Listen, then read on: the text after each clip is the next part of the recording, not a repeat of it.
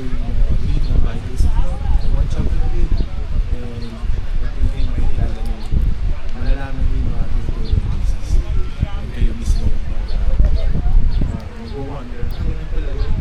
Ma-open yung eyes ng minds na ganun pala yung teaching ni Jesus. Okay? Wonderful Counselor.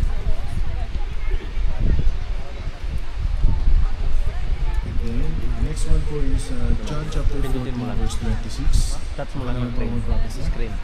Yan.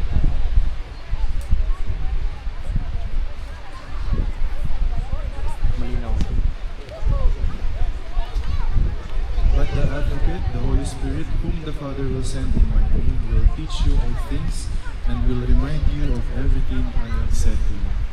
And personally po, ito po yung confidence ko na kahit hindi ako malakas mag-memorize ng mga verses, okay lang. Magbasa lang ako mag-isa.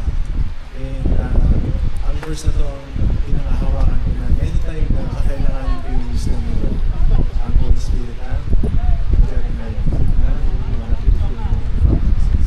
Kasi gaya ko ng last line dito, the Holy Spirit will teach you all things and will remind you of everything I have said to you. Ayun po. Kanina ginugol ko po na ang average person ay gumagawa ng 35,000 on average na decisions per day. So we really need wisdom. Kailangan natin ng wonderful